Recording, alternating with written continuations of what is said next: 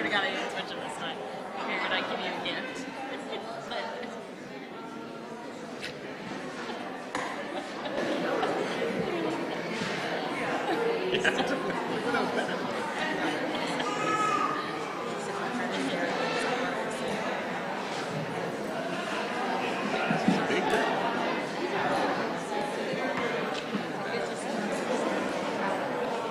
Must be recognitions. Oh, because student athletes, top GPAs, that's right.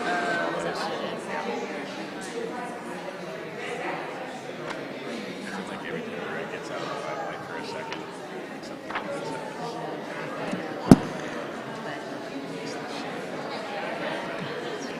Not all the time, I don't like that.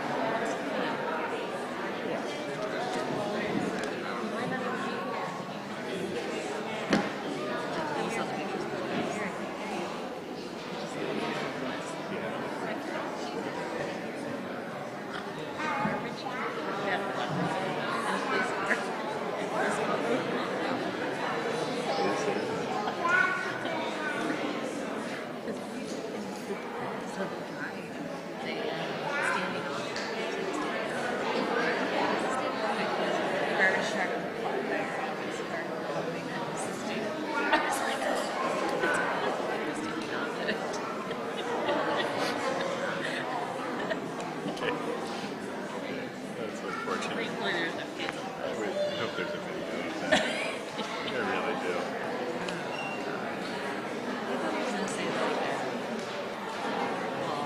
Concrete wall. I know who this is.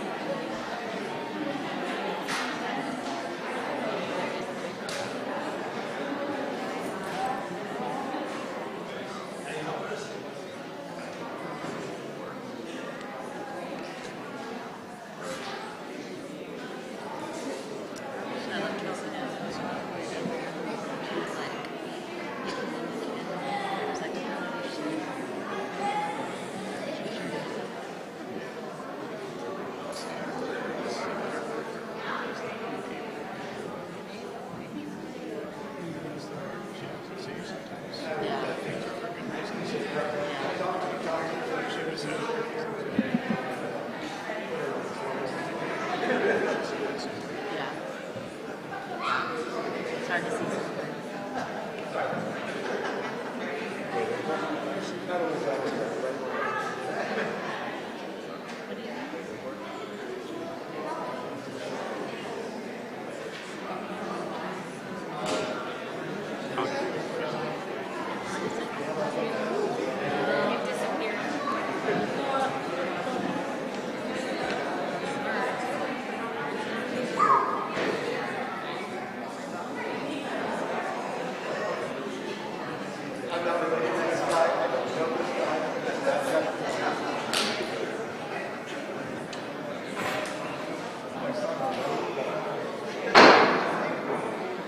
I call the meeting to order. Ms. Hasty, will you lead us in the pledge?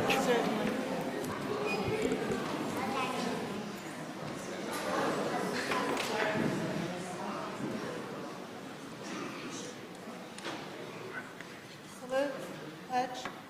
I pledge allegiance to the flag of the United States of America and to the republic for which it stands, one nation, under God, indivisible, with liberty and justice for all.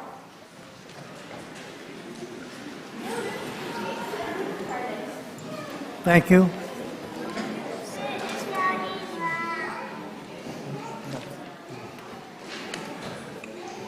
I want to make the note that all board members are present, and we have a couple of corrections to do with the agenda. 17.4, we have Jessica Oates, and she's going to Edgewater. And as far as the school sports presentation has been pulled,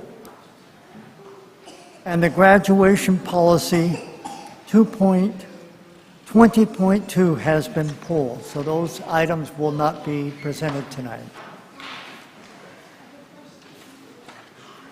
As for the student discipline, The stipulated expulsions, EH 21/22-62 was approved, 7-0. Suspended expulsions, EH 21/22-63 through 65 were all approved by the board, 7-0. Reinstatements for EH 21/22-3 was 6-1, with Frank Crawford objecting.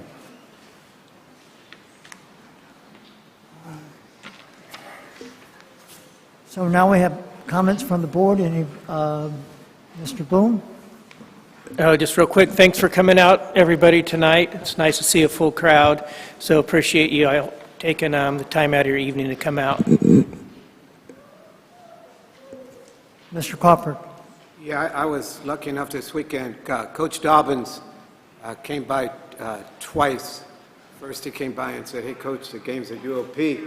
You can ride with us on the bus." And I said, "Great." And then he came back yesterday and he said, "No, we're going to, I think, a better venue, Sac City. And you can go on the bus," but here I am. I got to catch the bus. I'm kidding. Thank you. Doug Criddle? No comments. Allison? Yes, congratulations to all our students graduating and promoting, and welcome all of you who are here this evening. And a special thank you to Virginia Black for her generous donation to Lyndhurst High School. Thank you. Mayor Criddle? Thank you, everybody, for coming. I just want to say a quick thank you to all the firefighters out there. I know it's kind of dangerous right now, and thank you for what you're about to do, because it's going to be a tough season ahead. Also, thank you to Mr. Dr. Rocco Greco for his service to our district. He's going to be missed. Thank you for all that you did. And lastly, and most importantly, Marysville MHS varsity is now playing Calaveras. It's top of the 6th inning at 6-6. So we need some rally cap time. Turn your hats around. What's the score? 6-6 and top of the 6th inning. Marysville High School. It's rally cup time. Randy Rasmussen? No comment. Well, I just want to thank everyone that was here earlier, all of our long-term employees. It's always great to see the dedication that is given to the district. And it has not been an easy time to be a teacher in the district, nor a staff member.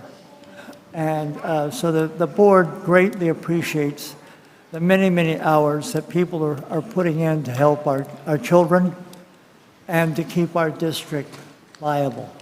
So thank you. Now we have presentations from the school representatives. Is there someone from Marysville High School? Please state your name. Good evening, Board. I am Diana, senior at Marysville. I will be filling in for Jiraiya. With the school year coming to a close, underclassmen are preparing for finals while seniors are preparing for graduation. This week, seniors receive their cap and gown. Thursday, May 26th, seniors will have their send-off rally and fun day, which will close with the annual senior sunset. Next Thursday, June 2nd, there will be a senior breakfast, and a new tradition at Marysville will start. There will be a senior parade at Kynoch Elementary. This wraps up the rest of the year at Marysville High School. Thank you for giving us the opportunity to speak at the board meetings.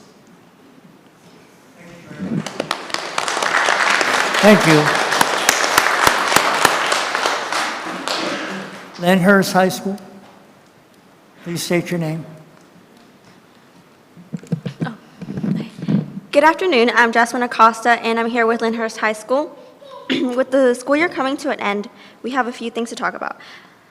First was Food Day, which was last week on May 18th after school. This was Wednesday. We also had a teacher versus students kickball game, and teachers won with 10-0.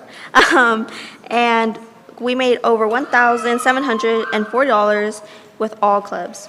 Next, we had our Yuba Garden Tours, which we gave tours around to the 8th graders. This was on May 28th, and we had a rally, and the entrance to the rally, we welcomed them with a tunnel, and that got them hyped up. In the rally, we played dodgeball, and I actually gave them, we were making teams of 7, but most of the crowd came down. We had about 15 per team. We had a lot of school spirit, so I'm very excited for next year. They got to see the whole school, including the farm. Some of them actually pet the turkeys and the pigs, and we made them buttons. This past Saturday, we had Interact Club had a fundraiser for Mr. Grace, a teacher who had passed away. It was a great success, and they raised about $4,000, and this was on May 21st in the gym, and there were performances by our Lyndhurst band, Hmong dancers, and a pianist. Next, coming up on May 26th in the gym, we have an art show, and this will be from 5 to 8 p.m. You are all welcome. There will also be a senior award night that Thursday, and a senior picnic is coming up this Friday. June 3rd, we have our graduation for our seniors, and this would be at 6:30 p.m., and the next day we have our extra rally. Thank you.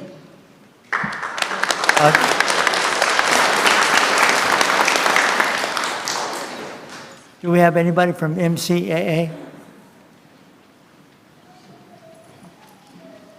Good evening. My name is Hope Cross, and I'll be representing Marysville Charter Academy for the Arts. MCAA has had a very active month. So on May 7th, the senior class held their 2022 prom. On May 13th and 14th, MCAA put on its spring dance recital.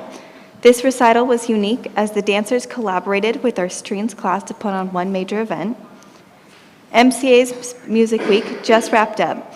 There were many amazing performances from all of our music departments, including piano, choir, band, guitar, and strings. Last Friday, on May 20th, we held our annual showcase with senior spotlights. This event showcased a range of talents from dancing to live art displays. We also made sure to give a spotlight to all of our amazing seniors so they could have one last special performance at MCAA. Excel Club held its annual blood drive last week. They had an outcome of about 20 student donors. This upcoming Friday, MCAA's SWAT Club, which stands for Students Who Are There, is holding the end of the year dance. This Sunday, May 29th, from 2 to 4 p.m., MCAA will present students' artwork and creative writing at the Yuba Sutter Arts and Culture Center. And lastly, finals week is approaching. For MCAA, finals start this Friday, and I wish all the students the best of luck. As this year comes to a close, I want to take a moment to offer my gratitude to the new superintendent for giving students the opportunity to speak up and be heard. I've been very grateful for the strides you've made in incorporating student leadership within district planning. I hope that this headway persists in the years to come as it truly has made a difference. Thank you. Thank you. Now, Dr. Azrani, do you want to start off our recognitions?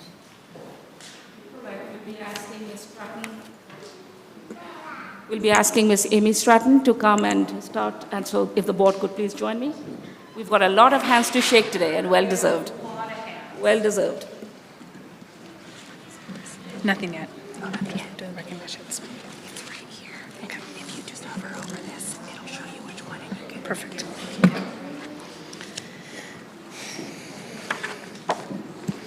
Ms. Stratton, I would like to just, for the audience, because I know it's been a long day, I see Dr. Gabe Simon, our new Assistant Superintendent of Human Resources. If you could please rise and wave at everybody.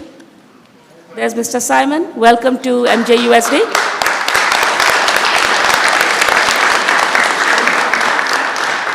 We also have assistant principals for Marysville High School. I see Miss Alicia Wright standing to our left in the green.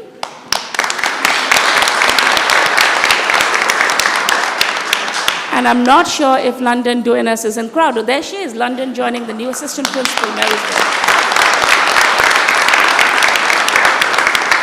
And last but not least, our new principal for Edgewater Elementary, Miss Renee. Are you there, right there? There you go.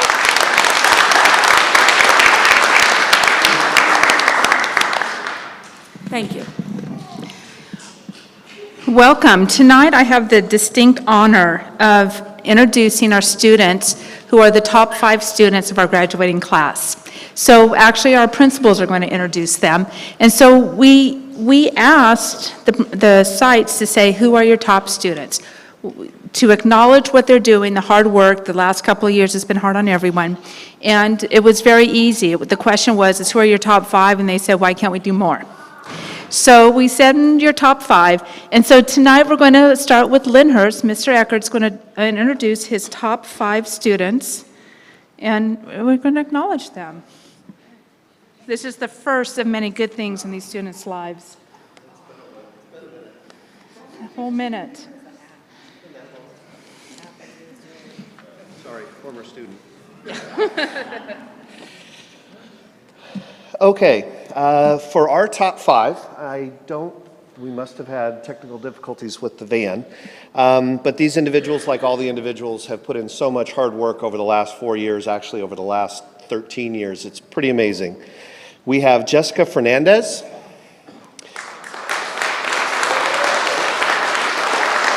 Oh, she is here. Yay! Daisy Ramos. Oh, you are here. Oh, this is fantastic. Look at that.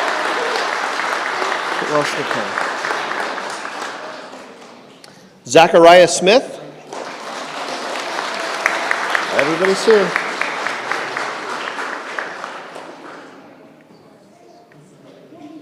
Andy Vang.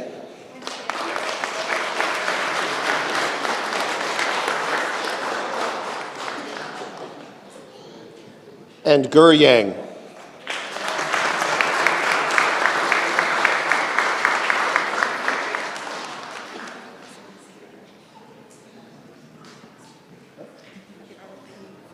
Yeah. You want to do those too? Okay.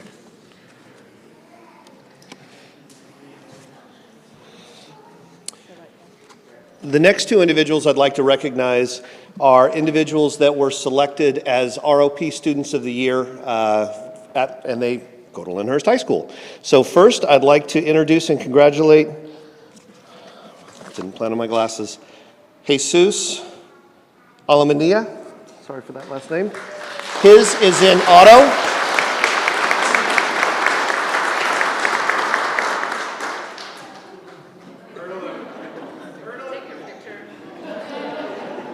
Congratulations. She's got your study. And then also, Jaspreet Singh for dental.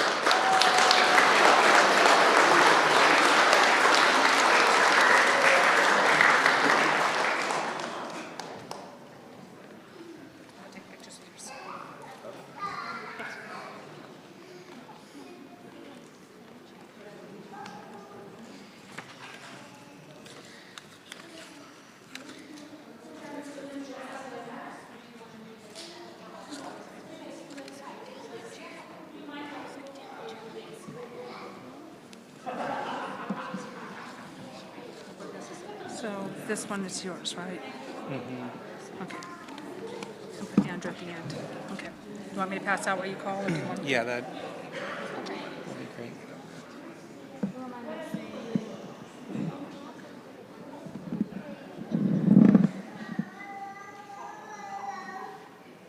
Okay, right here, please. 1, 2.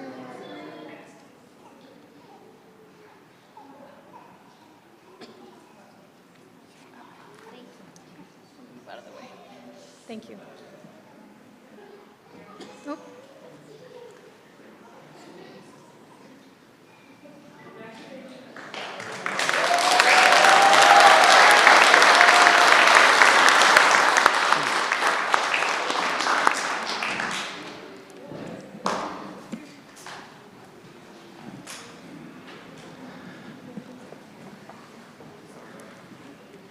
Hello, my name is David Jones. I'm the principal for South Lyndhurst High School, so I'm honored to be able to recognize our top 5 graduates this school year.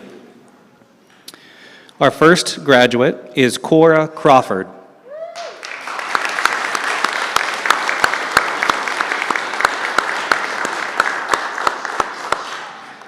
Our second graduate is Edelid Diaz Vargas.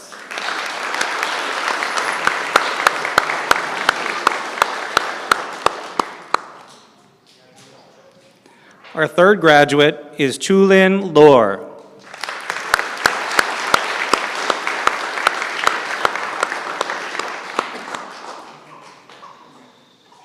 Our fourth graduate is Javon Pinkney.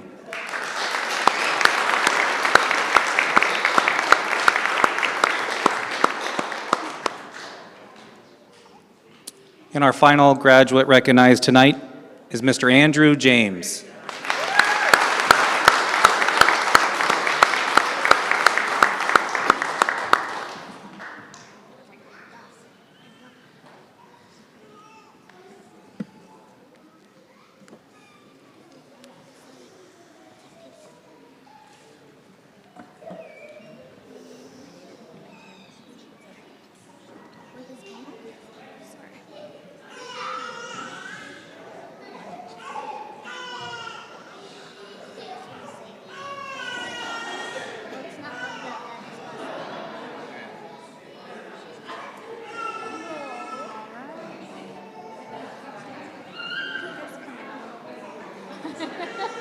Just a little bit.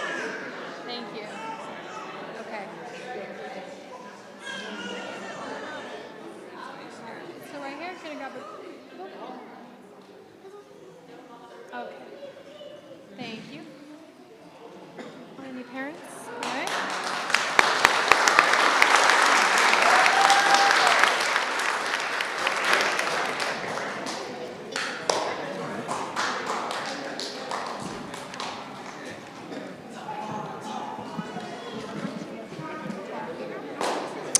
Good evening. I'm James Lohman, the principal of Marysville Charter Academy for the Arts, and it is my privilege to present to you our top 5 graduates. Our first graduate we're recognizing this evening is Jordan Castagna.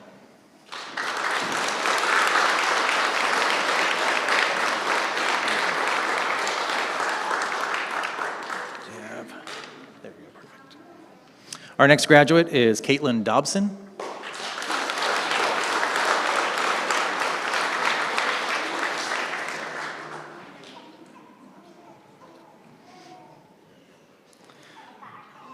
Our next graduate is Reagan Hannon.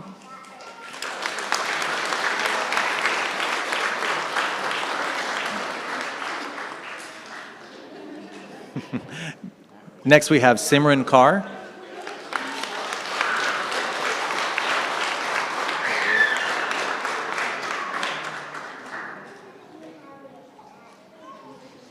And our final graduate is Kevin Briseño.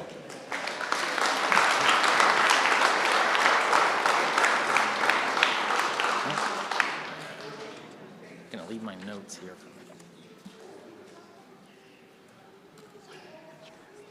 Actually, I'm going to leave all this stuff here.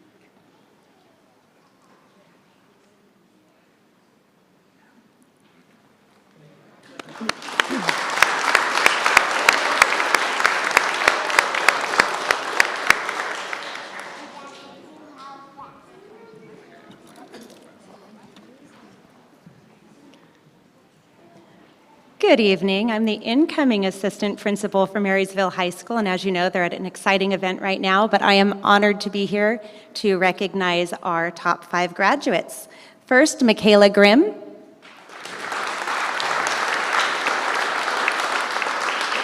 Grace Mallon.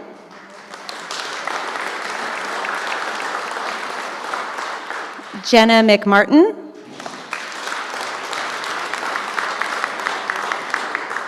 Kayla Sweeney. And Victoria Orias-de-Gui. And my guess is they are all hopefully celebrating a potential win, but we want to make sure we recognize them tonight.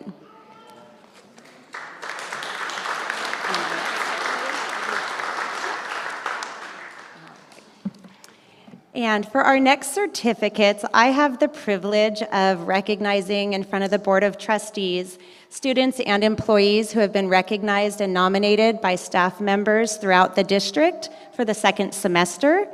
And to give you a little background, every month teachers and employees are encouraged to nominate either their peers and their students for recognition, and then we do a drawing for the top 10 students each month, so it's a random selection, and then we do 3 employees each month. So I'm going to start with the students. I'd love to read the great information, but I know we're on limited time, but I do want you to know that this will be posted under MJUSD.com, student recognition. You'll be able to read the amazing stories about these students. So students, when I call your name, please come forward. Lisa Marie Elliott.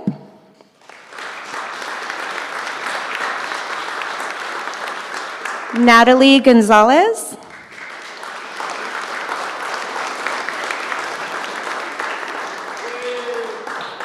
Brooklyn Starr.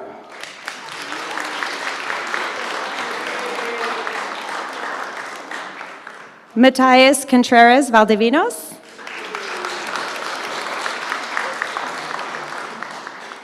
Cheyenne Fletcher.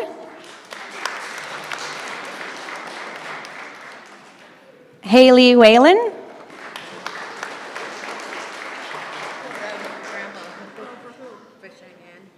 Thank you.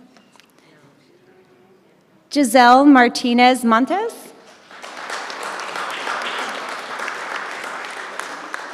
Braylon Riddick.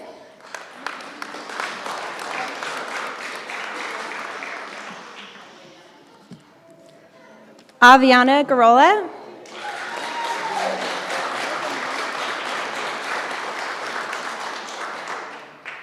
Sadie Croft.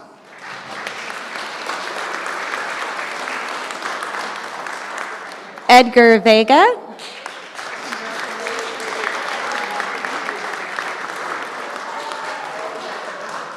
Mario Rubio.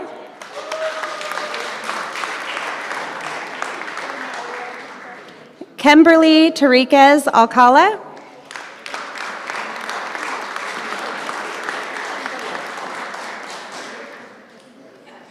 Andres Vasquez Nolasco.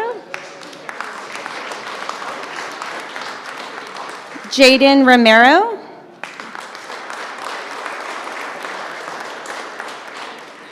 Victor Lopez.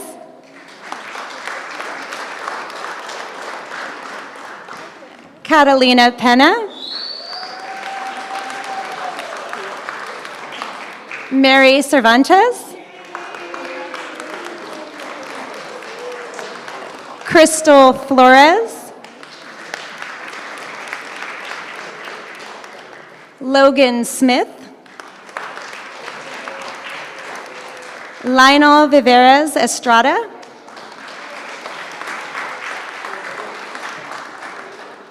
Cade Adams. Zane Harryford. I think they're at open house. Jeffrey Reynolds. Carson Berg. Valerie Maines. Kevin Ramos. Alexis Queller. Hannah Zhang. Julian Nunez. Janiyah Murphy.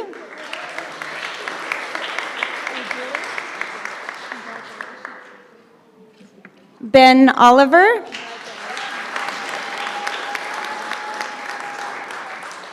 Brody Newell.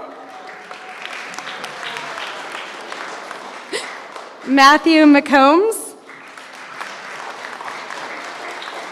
Demetrius Garnett. Brody Perkins.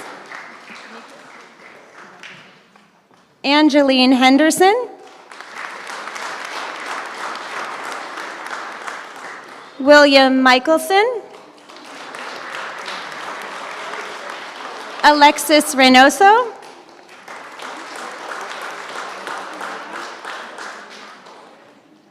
Cyrus Tahara.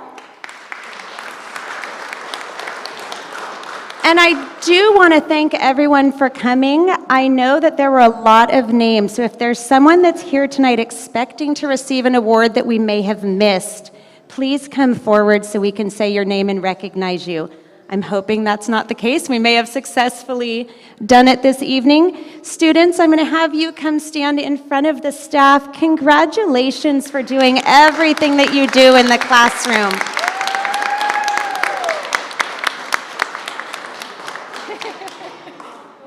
Oh, one more.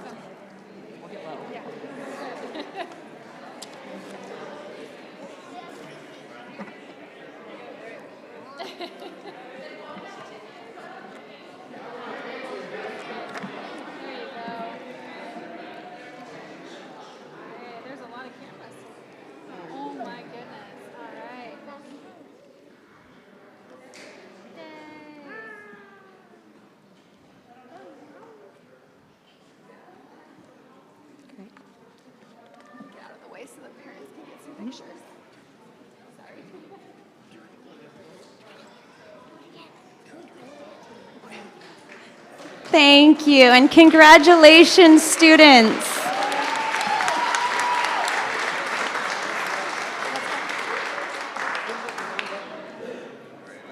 We'll give a moment for students to head out.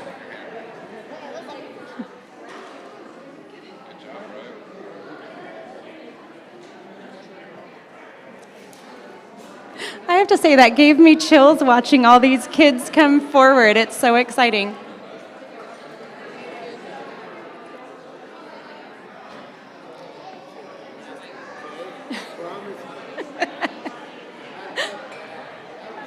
That was a great one.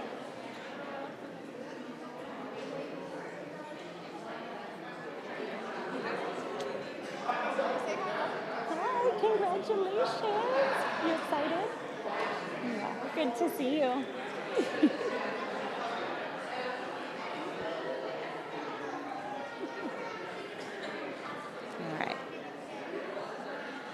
All right, our last group of certificates goes to our employees who are nominated and again randomly drawn to receive recognition. Amy Hansen, Sky Bull, Lindsay Strolzini, Sherry Nealt, Sunshine Harlow, Tiffany James, Lori Guy. You want to?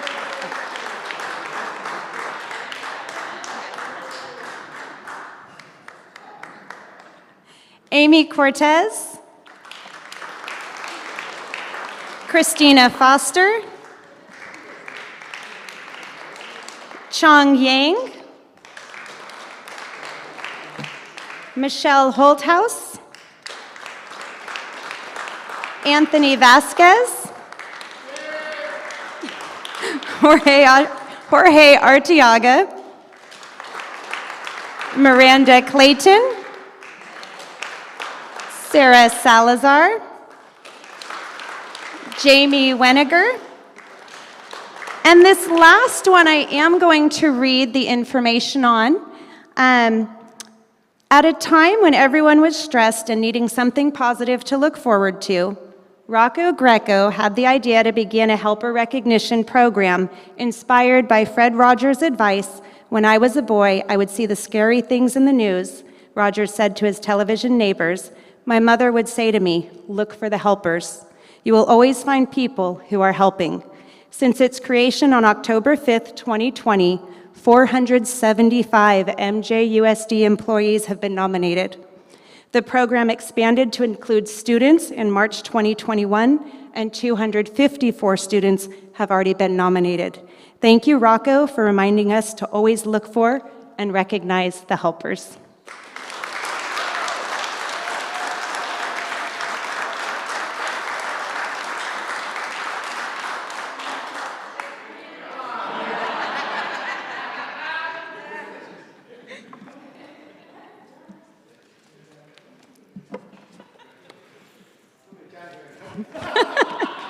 Thank you, and congratulations.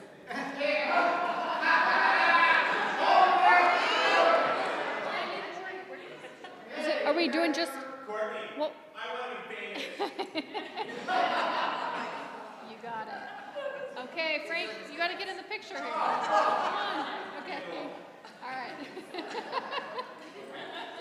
There we go. Thank you. Don't print that.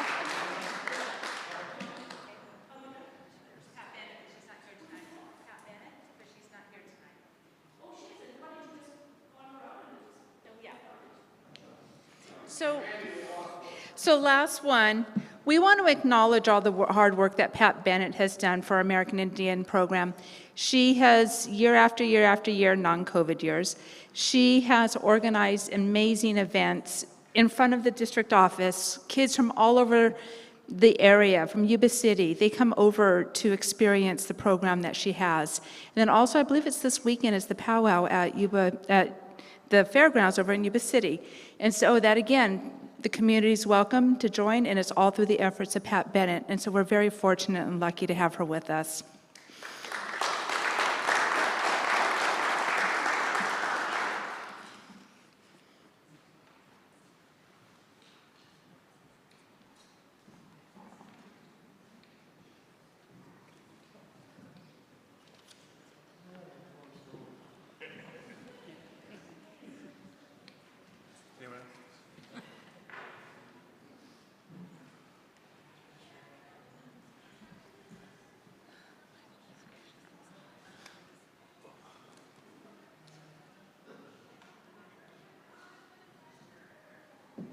Thank you.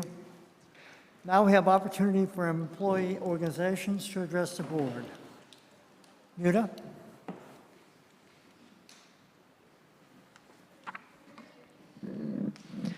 Good evening, board members, superintendent, and everybody who is left.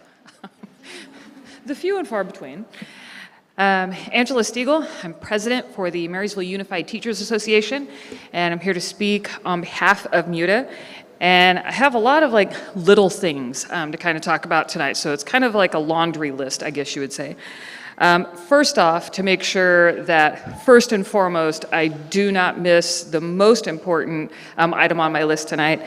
I absolutely want to make sure that we thank all of our teachers, our MUTA members who were recognized earlier today in the Longevity Awards. You're looking at thousands of years of experience in this district, and on top of some other years of experience outside of it.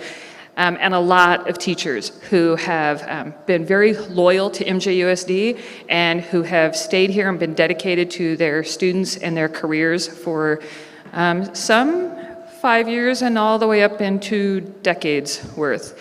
So a big shout out and much appreciation to our teachers and the Longevity Awards from earlier today.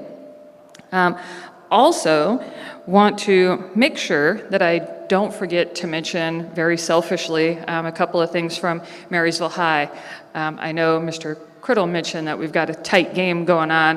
Softball won 4-3, just so you know, go MHS. And right now we are still tied 6-6 in the 8th inning. So I have a group of young men who are really quite angry at the fact that I'm here instead of at a game. So they really need to win. And if they do, I owe a whole lot of extra credit. So hopefully we're going to pull out yet another victory. First time 39 years. I believe that's probably, I don't know if our baseball coach was born yet. Well, I knew Alex Pappas, but I don't know that Billy Rollins had been even born yet. So best of luck to them. Congratulations to our girls. There's been a lot of athletic success within our district, but like I said, selfishly within Marysville High School. And David Kiono also deserves a big shout out this evening. Many, many years fearlessly leading our athletic programs at Marysville High School. And fortunately for him, unfortunately for us, he is retiring, and we are about to have a new athletics director for the first time in, I can't remember when. He's been doing that, I would say, probably 20 some odd years. So congratulations also to Mr. Kiono and all the success that he has bred at our school and our athletic programs. Additionally, I would also like to give a big shout out to our tech department. On the teacher end, I can tell you oftentimes, I believe we probably forget our thank yous to our tech department. We remembered last year, that's for sure. We were thanking the tech department all the time last year. This year has been much the same, and our tech department, under the leadership of Brian Williams, is, I would say, if not the best around, one of the best around for miles and miles. We brag about them. I go out to conferences and I brag on them all the time and sometimes forget to brag on them here. And so I would like to thank him and his department. They have done absolutely phenomenal work for quite a long time now. And like I said, sometimes they do not get the public thanks that they deserve from the teachers in, so I want to make sure I acknowledge them this evening, especially after quite the year and especially quite the 2 years. Kind of continuing along the tech lines, and I'm going to try to sandwich a not-so-positive comment between a lot of positive ones. I understand why we are now pre-recording reports to the board. I get it, as far as, that make sure that people stay within their time constraints and that kind of thing. But on the audience end of things, as far as the people who sit out here in the audience and the people who sit at home and watch these, and as far as what I will tell you that I am hearing from other people, this is going to sound bad, but I didn't know that we could make board meetings even more boring than they sometimes are, and we have hit a new milestone.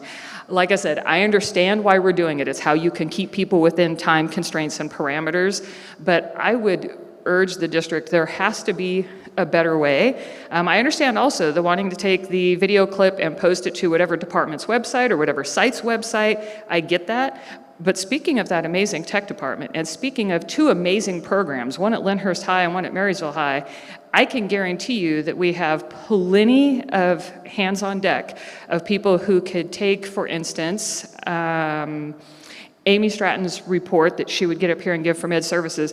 They could gladly take that live report and edit out that little clip so that it could be posted on Ed Services portion of the district website.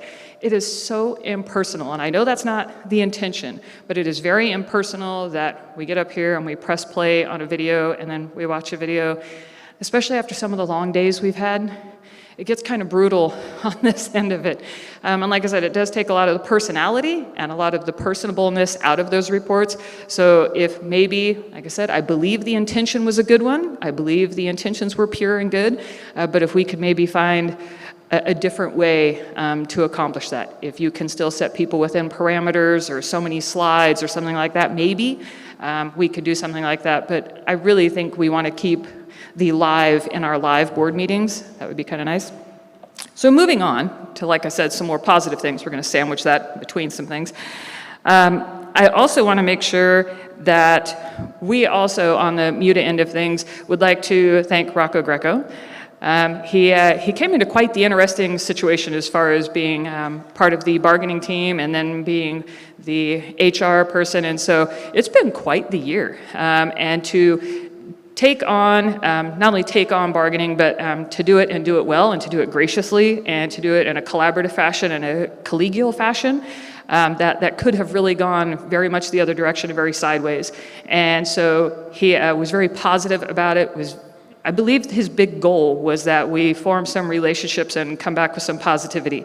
Bargaining can be a beast, and especially when you have opposing views and opposing takes on things, but it doesn't always mean that you really have to be kind of at war with the very people at the table. And so that has been proven out this year, and so thank you. And we do hope things work in strange ways.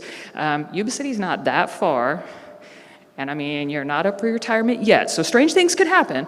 But just so you know, tell Shelley not to get any ideas because we have to have at least one Greco in the district. So we're keeping our art people. No more teacher vacancies. Nope, not having it. But thank you for all of your dedication.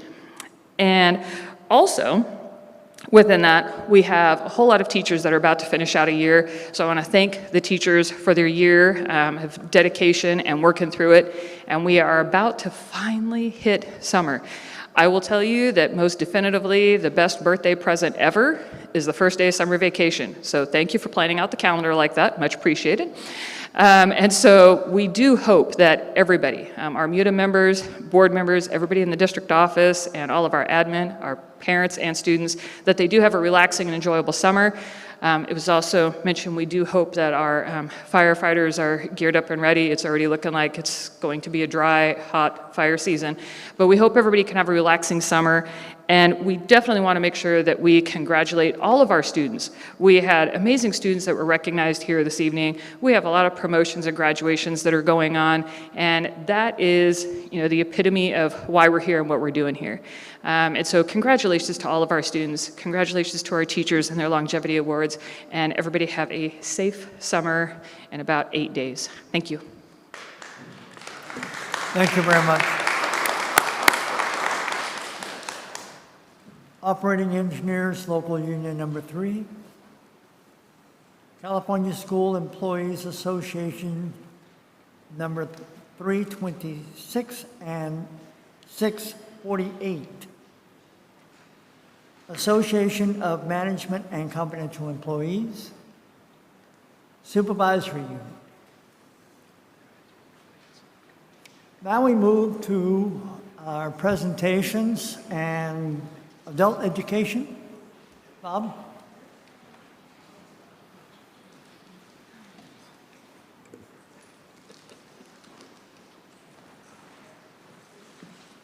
It's the first time I've seen you without your mask. No, hi. How are you? Good, how are you? I'm good. You are adult education? You are right there. So. Okay. So, no, not yet. Not yet? Not yet. So what do I do to get this thing to go play? So I'm going to put it up on the other screen over here. Okay. And then I'm just going to full screen it, and then we just hit play. Okay. So where's the play? All I'm going to do is I'm going to hover for you, Okay, I see it. and then all you have to do is click it. Sorry, working on this. Good evening. I'm here to kind of give you an update or just kind of an overview of adult education.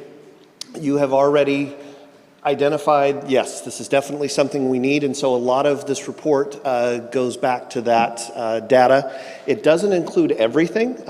Some of the things that we're doing, one in particular that you won't find on the slides, is the district is developing a plan for the K-3 literacy initiative, and that will be something that adult education will be working with on the other half of that with the parents.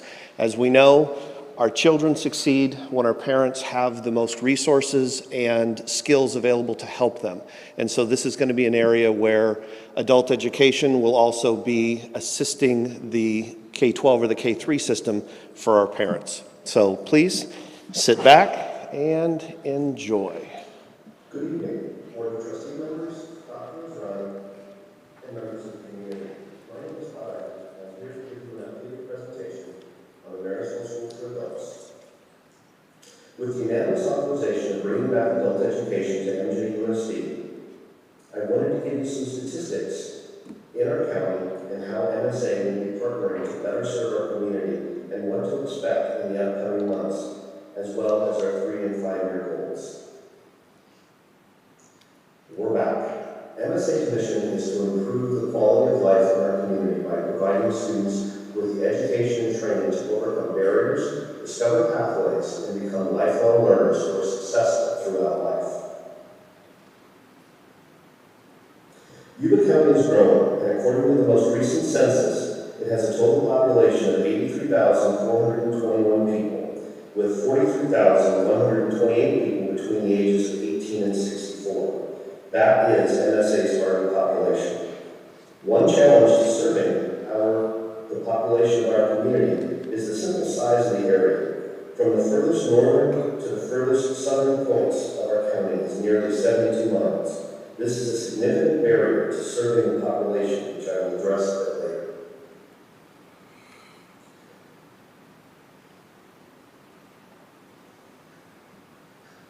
Within the adult population of Yuba County, 14,848 adults do not have a high school diploma. Additionally, 13,597 live at or below the poverty line. We can make a difference here in our community. At the last data point, 248 adults were served in Yuba County, either through Yuba County Office of Education or Yuba College. most in some type of CTE course, and some in ESL classes. Here at MSA, we conducted an interest survey back in April to gauge where we need to start. Of the 248 responses we received, 84 indicated they were interested in finishing their high school diploma. 88 students were interested in expanding their English skills. 46 were interested in preparing for the citizenship and naturalization exam. 96 were interested in parent support classes, which included technology, and 200 were interested in some type of CTE training, along with 164 were interested in some type of specialized certification. Like all schools, starting up for the first time, we'll be starting small and with our cornerstone. As our program grows and strengthens, MSA will also grow. We'll be starting with 6 levels of English language learner or ESL classes from beginning to advanced, as well as high school diploma courses. With the sheer size of the county, what we have done is we have divided our county into 4 regions. South Yuba, which includes Arboga, Ella, Johnson Park, Olivehurst, Lyndhurst, and Yuba Gardens, North Linda and Olivehurst, Cedar Lake, Edgewater, Linda, Marysville, which includes Scola, Pineapple, Canyon, Marysville, and then North Yuba, which is Browns Valley, Collins, Foothill, Lomorica, and Bethesda. This is a big undertaking, and yes, it takes a village, but in this particular case, it takes a consortium. MJUSD will be joining the North Central Adult Consortium. Schools and districts that make up the North Central Consortium are Yuba, Southern, Willow, and Lake counties. What this will allow us to do is to assist and facilitate funding and resources for our adult education programs. As well, being part of the consortium, we will be provided a part-time navigator, which will assist in not only counseling duties, but as well as a registrar and data maintenance. Also within the consortium, we will be developing a master plan to maximize the effect of serving adults in all of our communities, as well as targeting our communities here in Yuba County. So how will the classes grow? As the program goes, based on the interest survey, you will see an incorporation and additions of citizenship and naturalization courses, CTE courses, which will include auto, welding, floral, and restaurant services, certificate courses such as parent educator and translator, technology courses for parents, and parent support for understanding and navigating school systems. So I'm interested. What do I need to do? You can contact Adult Education at 740-642-6420 to get more information. Starting in June, we'll begin registering students for the upcoming sessions, which will begin in September. Once we complete your intake registration, establishing your goals, and developing a plan, we will get your classes set up. Today is the first day on the journey to become even better. Thank you very much. Thank you very much. No problem. Are there any questions for Bob? Yeah, Bob, great job. Got a couple questions. Is there any marketing plans in place or plan to be in place to educate and inform the community of what the program is, i.e. even a PSA or a video that we could show at the theaters or a brochure or anything like that that we're going to be doing? We're working on a brochure. Right now, currently, we are getting the social media up and running. So our website was just completed here at the district level. We have established a Facebook page. We're working on Twitter and Instagram. I'm going to need some help with that because I think well beyond that point, but I'm willing to learn. As well as working with Yuba County Office of Education and Ken Hamill. He's got his radio show, so kind of getting it out that way. That's our initial plan. Do you know what type of budget are we working with to do for marketing or initial outreach to folks? Do you know? The marketing for that, this is just all going to be sweat equity and labor. Just me beating down doors. Do we have a budget in place? Do you, for that? Ken's free, so the radio station's free. Yeah. Social media's free. I wonder if we utilize some of our existing CTE programs, such as the radio, TV out at Lyndhurst, maybe they could help us do some PSA spots. It'd be a great work-based learning. Absolutely. There's the resources within the district are tremendous, which is one of the advantages to having MSA as part of the district. You know, a lot of times these county offices, they have great programs, but they're limited to what the county has. We've got 23 sites over 72 miles, and that's just something that you don't see very often. So, yes, we've got resources we can tap here, for sure. Great job. Thank you. You bet. Appreciate that. Any other questions? Thank you, Bob. You're welcome. Thank you.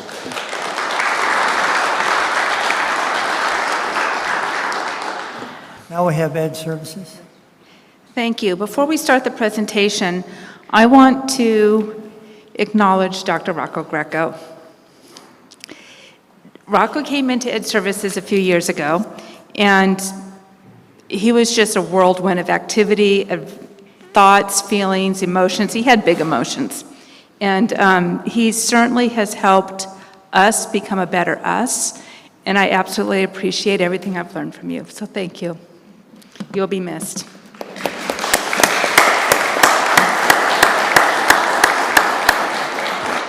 But I can't find the mouse.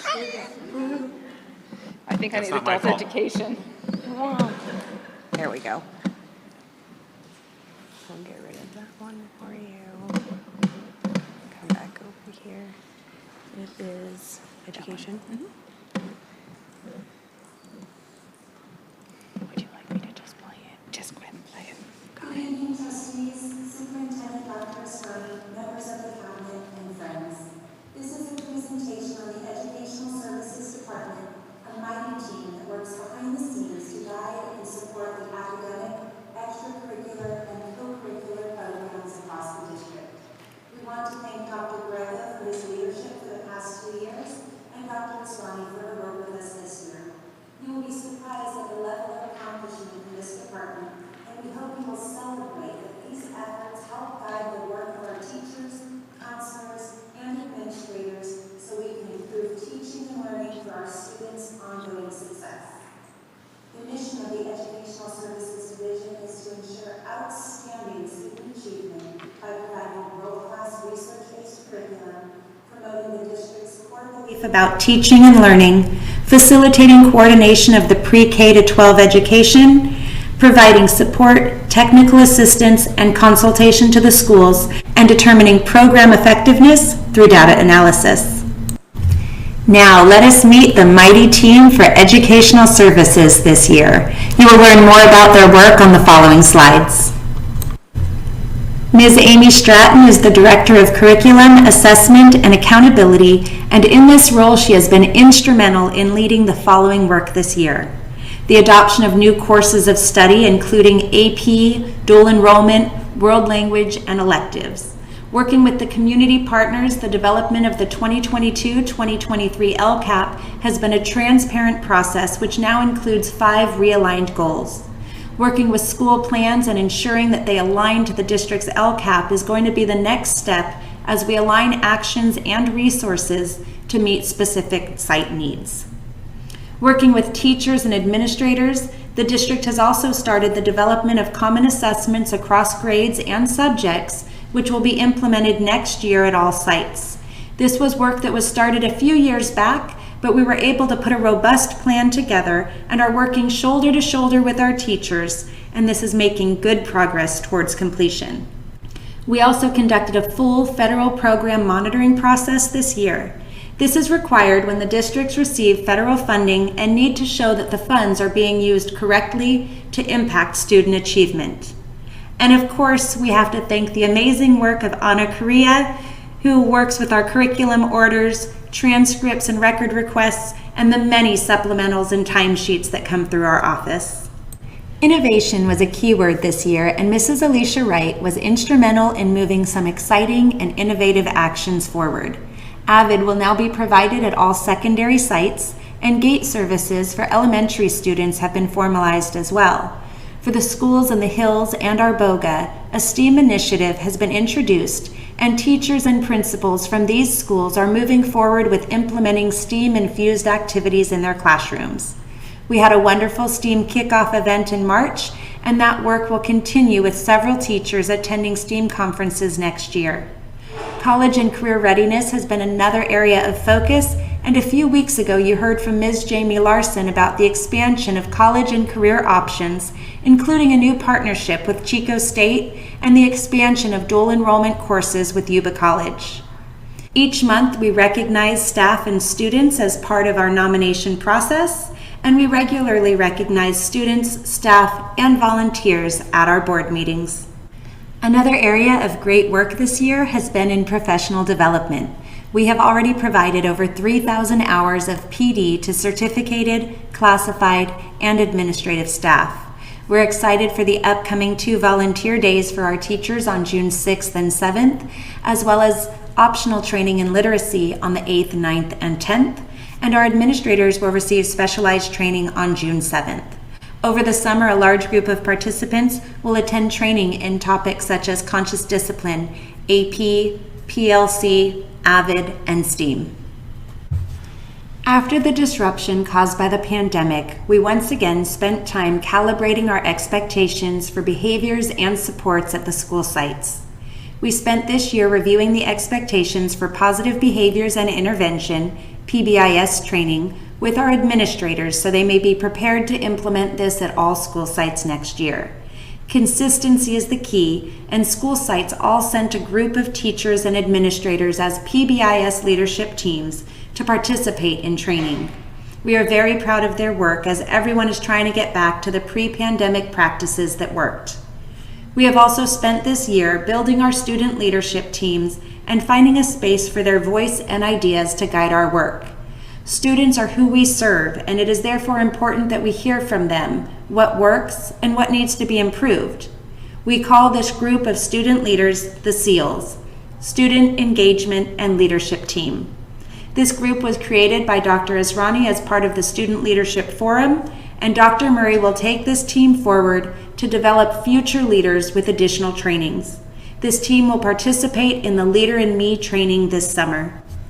The English Learners Program is an important focus area across the district as almost 18% of our students are identified as English learners. This is an area of high accountability and an integral part of the federal program monitoring. Under the leadership of Mrs. Arroyo Magana, there was significant progress in this area, and as of May 10th, there are no findings. All sites have active parent participation through English Learner Parent Advisory Committees and the District English Learner Advisory Committee. Our ELAC and DLAC parents meet monthly with district and site leaders to provide guidance and feedback on EL student progress, and we've held over 1,000 hours of training for teachers and administrators on English language development programs and proudly completed almost 1,800 hours of parent education through the Parent Institutes. A big thank you to Adriana Espinoza for her work with translating for parents and ensuring that parents of English learners remain informed and involved in the learning success of their students. This year, the district added 2 literacy coaches to the Educational Services team, Melissa Slocum and Sunshine Harlow. Together, they provided amazing professional development opportunities for teachers. Sessions at the beginning of the year focused on assessment, data planning, and progress monitoring. From October to April, teachers were given the opportunity to join a monthly 5-part series that discussed the 5 pillars of literacy. And throughout the year, they were readily available to staff who wanted additional support at their school sites.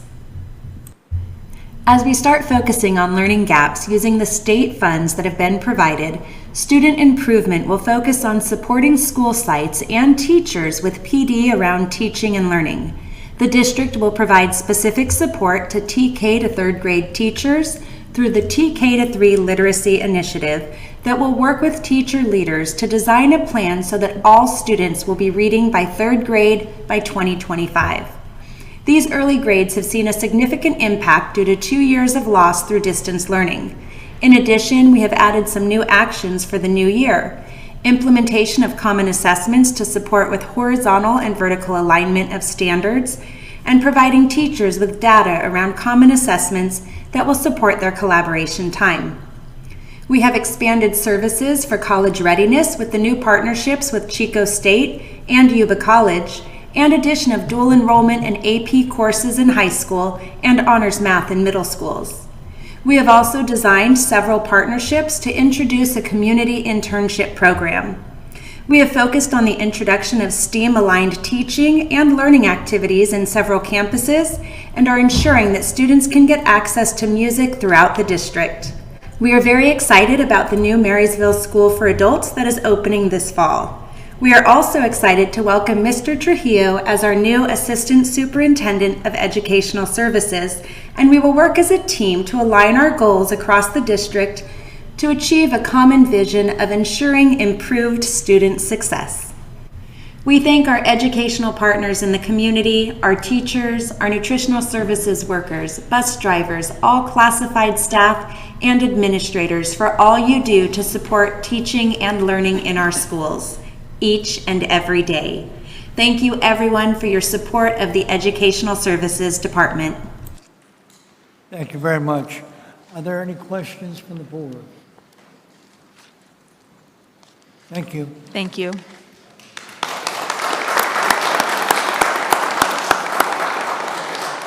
Now we have nutrition services.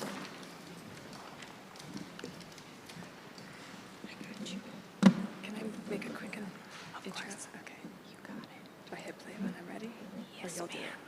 Whichever you are going to be most comfortable with. Can you wait? I'm just going to hover, and all you have to do is click. Good evening, trustees, Superintendent Osrani, cabinet, and members of the audience. I'm Amber Watson, Director of Nutrition Services, and this is Nick Dramis, Culinary Operations Supervisor. We have prepared a presentation and we'll be able to answer questions after.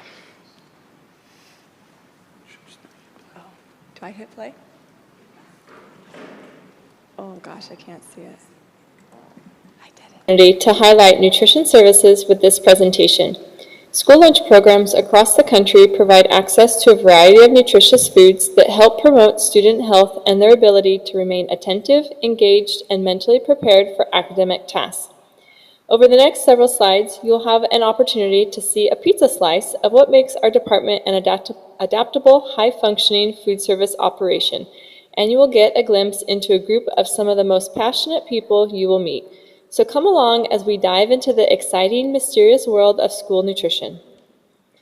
As we move through the timeline of the last several years, we will highlight some of the significant points in time that happened in nutrition services. In the 16-17 school year, the Community Eligibility Provision Universal Free Meals Program was implemented, allowing all students access to both breakfast and lunch free of charge. In the 18-19 school year, the Chef Ann Foundation Get Schools Cooking Grant was awarded.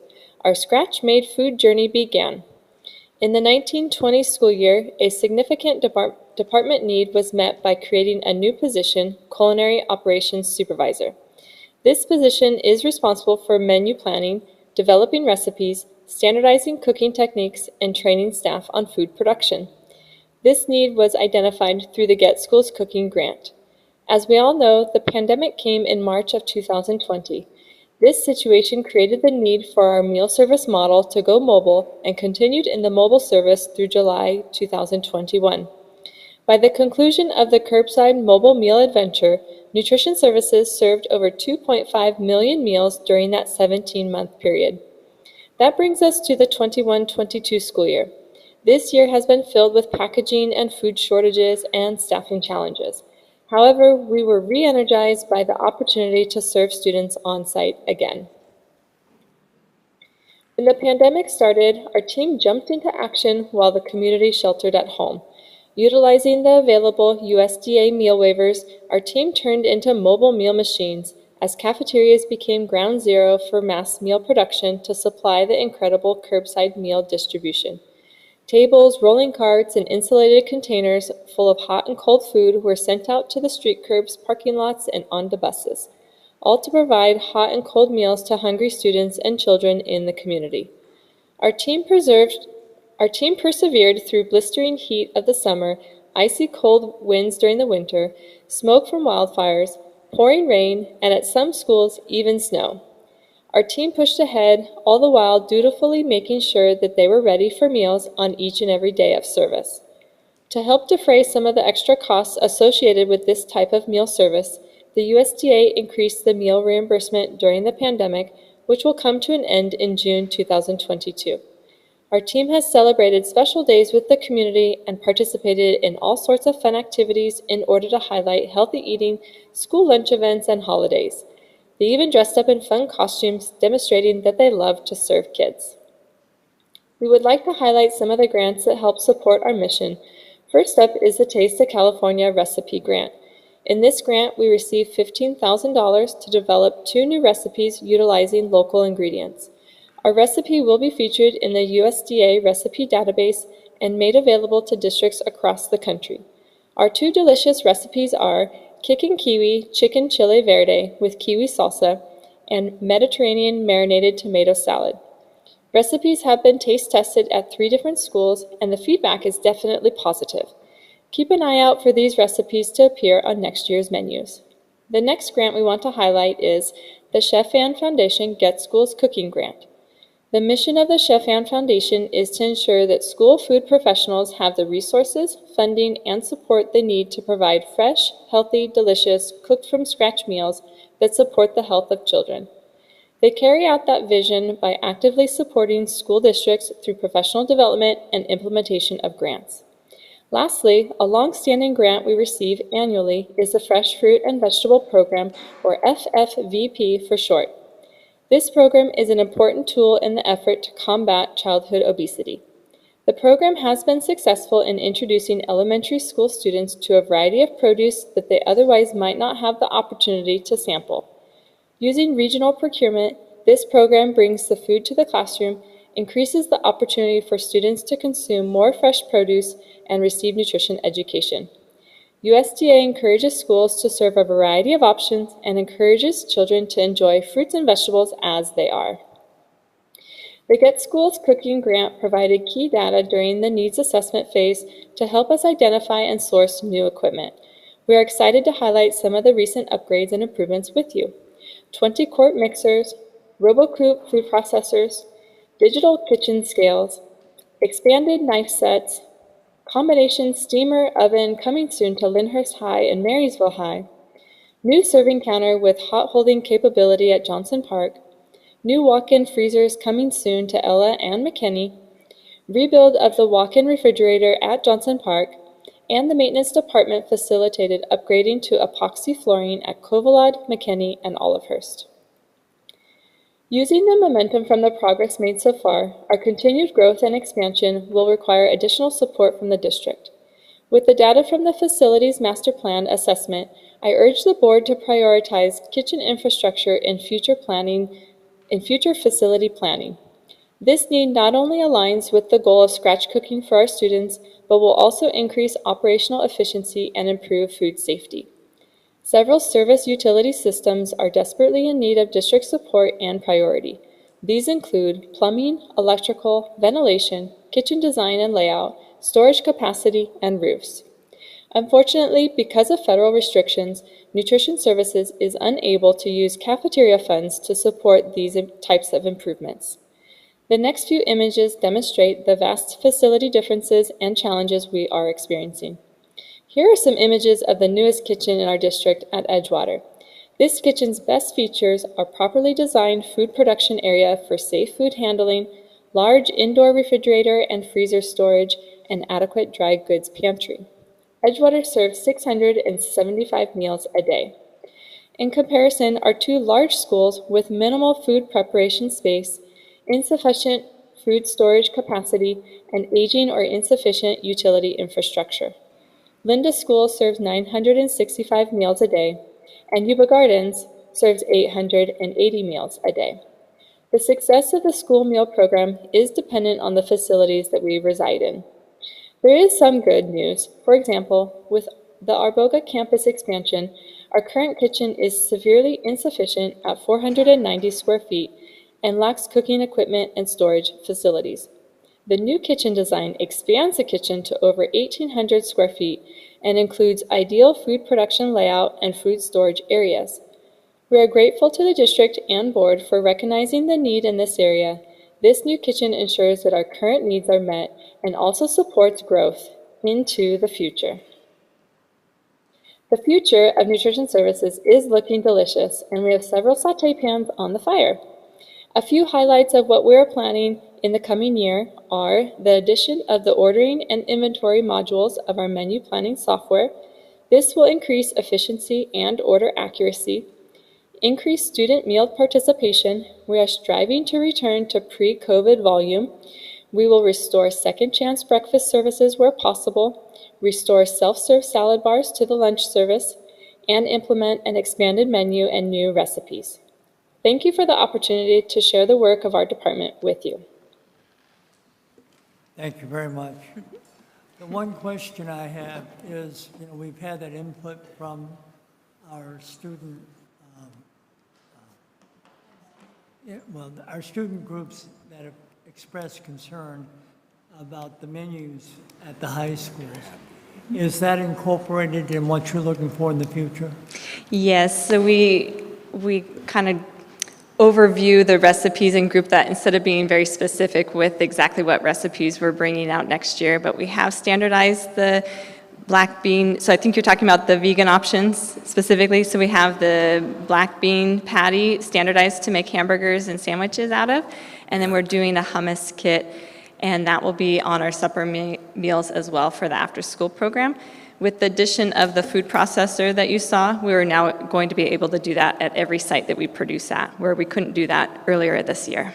Thank you. Well, Amber, I seen Sandy in front of all of those plates of lasagna, so I'll make no bones about it. And I'm my biggest fan of cafeteria workers and of the work you do. Thank you. I guess you could call me biased. But keep it up. Thank you.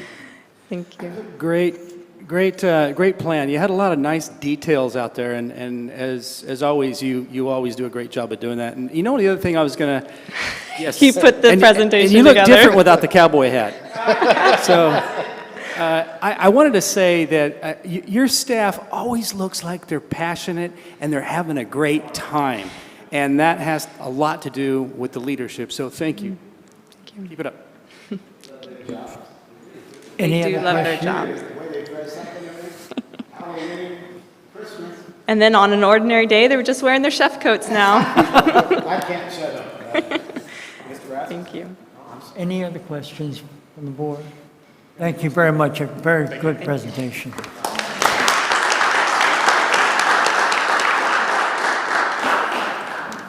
Our final presentation for the evening will be for transportation. Glad you're still awake. Good evening, trustees and Dr. Ozrani. My name is Greg Taylor. I'm the Director of Transportation. This is my presentation tonight for transportation. I did make a mistake in my report. See if you guys catch it, and I'll be available for questions afterwards.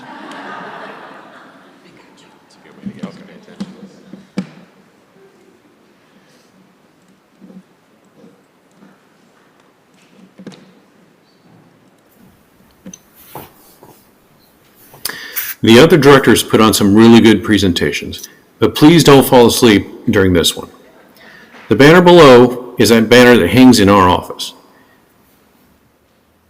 We pick up and drop off our students for almost the entire county, roughly covering 75 square miles, from Strawberry Valley at the top of the map to Oboga at the bottom. Before COVID, we transported 3,000 students every day.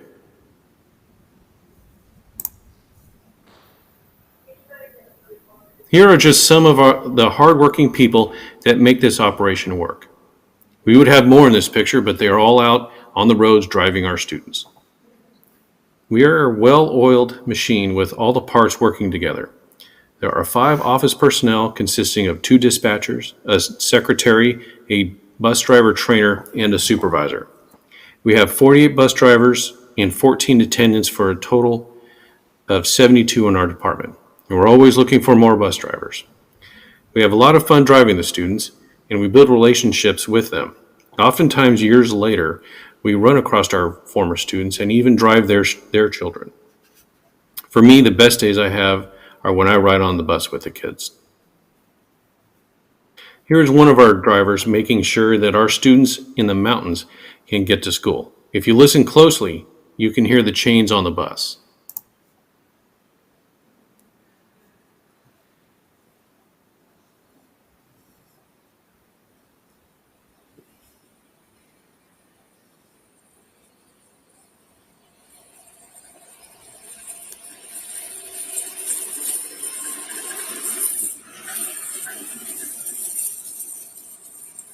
As you might know, we need school bus drivers. We entered a bus into the Buckeye Parade to help get the word out. This was headed up by our creative office team. Big shout out to them. If you squint, you can see them dressed up like tigers as they are handing out flyers to the next bus driver class. No, he is not dead. This is a mechanic hard at work ensuring the safety of the buses. And on to the buses. We have 44 large buses and 37 small buses. We are always in the process of modernizing our fleet. 4 years ago, the average age of a bus was just 20 years old. Now the average age is 13 and a half. The average age of our small buses was over 15 years old, and now the average age is 8 and a half. Since 2017, we have received a number of grants that have helped us purchase 17 new big buses. With the cost of a new big bus now at $187,000 each, you can see that these grants are incredibly important. The kids always ask, and the answer is yes, the cameras do work. Here are just some of our older buses that we have. If you've ever been behind one of these in the hills, you know that they max out at about 20 miles an hour. We use these up in the hills because of their size and can make the turns safer than our larger 40-foot buses. These buses were built in 1995. If you were born the year these buses were built, you'd be 26 years old, possibly one of our teachers, and your kids could be riding these exact same buses. Here is the new bus that is going to replace those old ones. Kind of funny looking. This bus has the same size engine as our larger buses and will go up the hills with no problem. I hope the community will be much happier.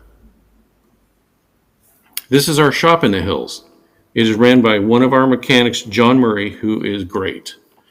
By himself, he keeps up with all the buses and makes sure that they're safe.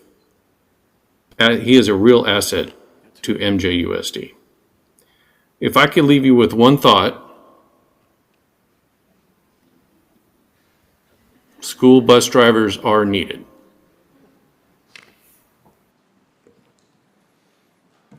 Thank you, sir. Yes, bravo. How's the results of the ad been going for you for getting and recruiting new bus drivers? Not good. We do a number of things besides the billboards. Those billboards were actually in our rival school district. I put them over there, and I put them kind of on the highways, even near their bus yard. We do stuff online. I've done the paper. I've done just about everything.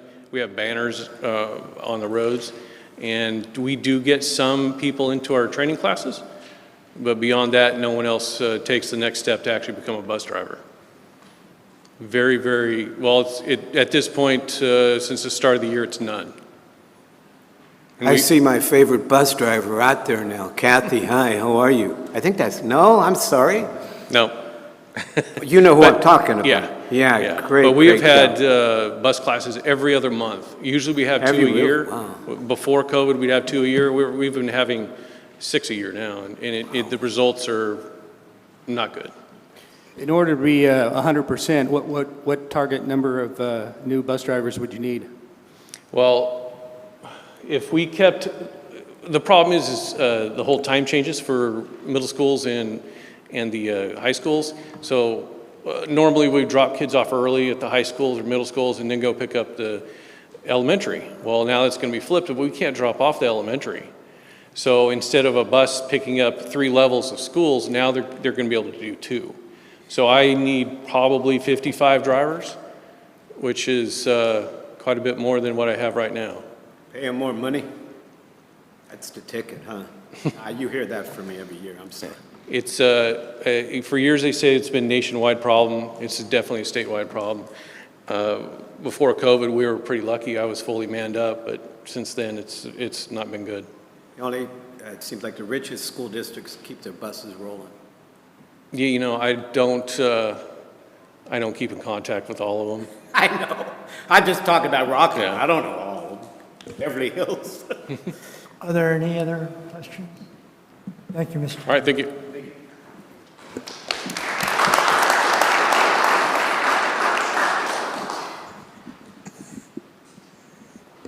Now we have reports from the superintendent, the district office, business services.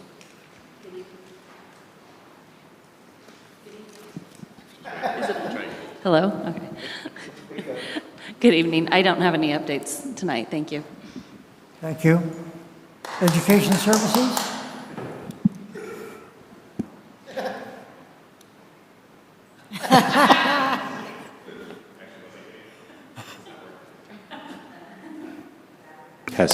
Testing. There we go. It was my turn. For personnel services tonight, and some of you might have seen me flicking around over my phone, it is hiring season. We do not miss opportunities when they present themselves to hire, so I will say we have secured another math teacher while we were sitting here this evening. Yay! But other than that, no, we're in a good spot, I believe, as a district right now when it comes to that. Hiring is moving right along. We filled the last of our administrative spots. We are working on the teachers currently. We filled about half of the positions that are open presently. That continues to move along quickly. Did want to give a thank you to the bargaining team from MUTA as well as on the MJUSD side. This last bargaining session, both teams stayed very, very late. We were able to clear up a whole lot of language articles and things like that. So the teachers union should be able to look forward to a new CBA up on the website and easily accessible to everybody here in the weeks to follow. And other than that, I think that's it for personnel. Thank you. Thank you very much. Dr. Israni. Thank you. I would like to start with a moment of silence for the student from South Lyndhurst High School that we lost over the weekend. So if you could just join me for a moment of silence.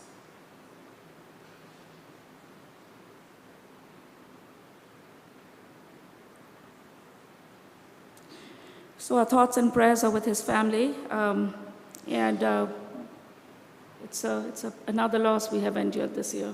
So I would also like to again congratulate our longevity award winners. That was fantastic to see people so happy and really stay with our district for a long time and serve this family. And congrats to our graduates, the top 5. And I want to give a shout out to Mr. Robert Suma. He's sitting right there.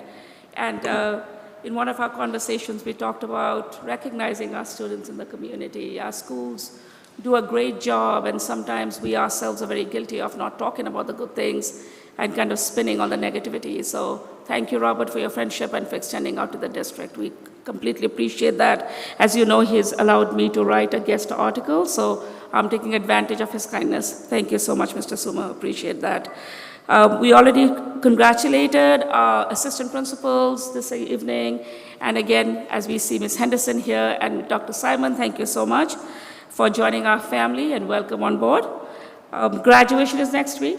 And again, thanks to Lyndhurst High School and Bob. I think he just left, but thanks to him, he moved the graduation to Thursday, so the board will be able to attend and shake the hands of all our students. And this is a class that has been very, very resilient. They started off as sophomores when this pandemic hit. So really proud of them and so proud of their graduation. Just can hardly wait to see them next week. And we did have a thank you celebration coming up for our staff on June 6th, and the PD days coming up on June 6th and 7th. I know Amber just left, but Amber's pretty much taken control of it and getting the food and everything organized. And at the last count, I think, Alicia, you mentioned about 500 and some yeses to that attendance. Thank you so much for your work and leadership with that. So want to thank everybody, and this is the last meeting before our students and teachers go home, and we are ending on a note, but I would also be remiss if I didn't say my thank yous to Rocco. As you know, he stepped in and really did the job that I needed him to do, and I'm so grateful for the work that you've done, Rocco. You've really done a superb job. Thank you from the bottom of my heart. Thank you.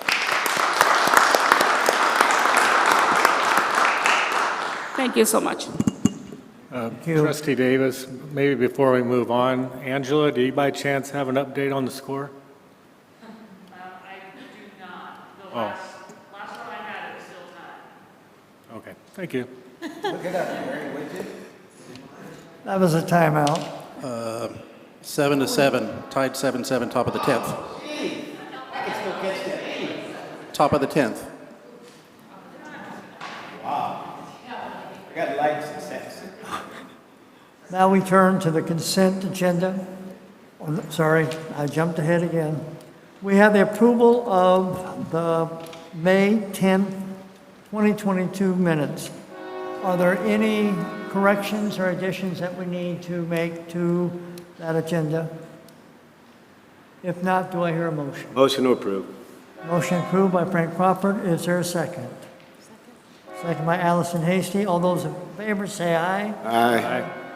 All those opposed? Passes 7-0. Now we move to the consent agenda. Are there any items on the consent agenda other than what we've announced already that the board would like to pull? If not, do I hear a motion? Motion to approve. Motion approved by Frank Crawford. Is there a second? Second. Second by Randy Rasmussen. All those in favor say aye. Aye. Opposed? Passes 7-0. Now we turn to new business.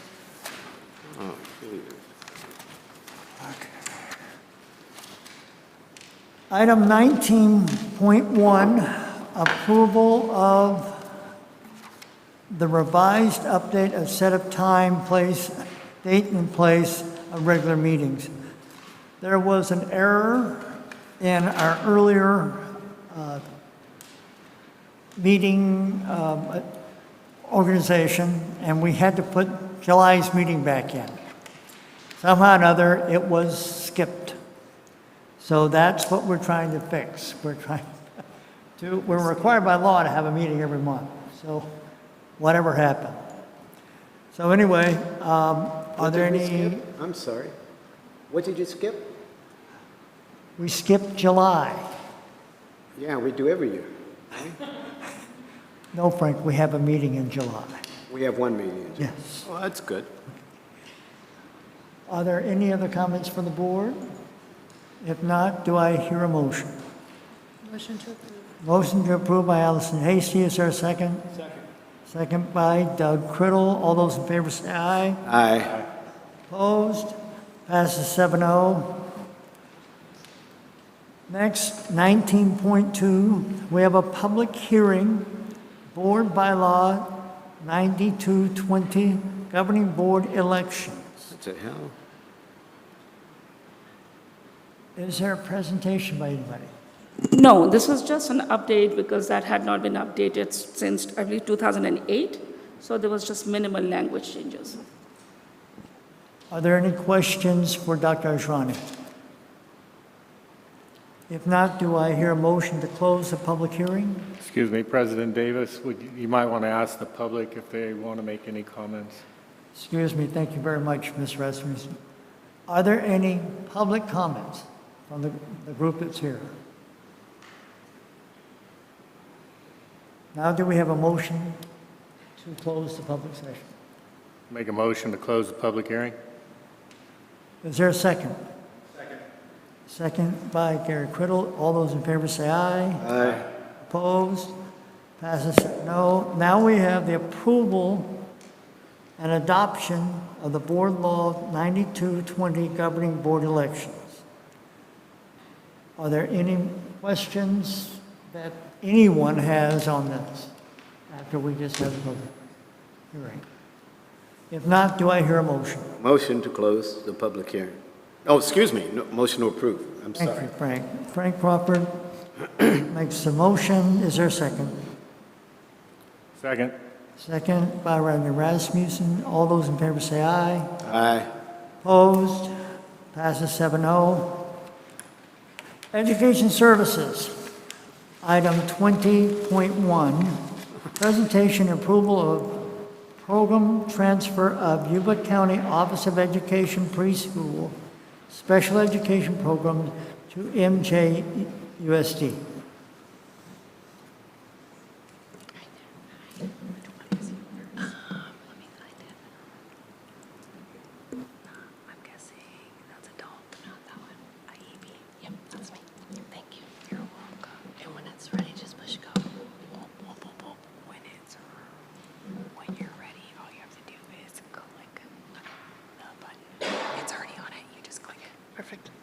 Good evening. My name is Kathy Woods. Good evening, board members and Dr. Asrani and executive cabinet. I'm here tonight to present to you a presentation that's really twofold. And this evening we're going to talk a little bit about the EAP grant, as we call it. It's the Inclusive Early Education and Expansion Grant. And in addition, we're also going to talk about program transfer. And so you'll notice in our presentation, it's going to kind of go through that process. I, of course, represent the Child Development Program, and unfortunately, Christina Royer, who represents our special education program, isn't able to be here with us tonight, but she plays a critical role in the development of the PowerPoint presentation that we have for you this evening. So I will be available afterwards to ask any questions or to clarify any questions, and so we'll go ahead and get started.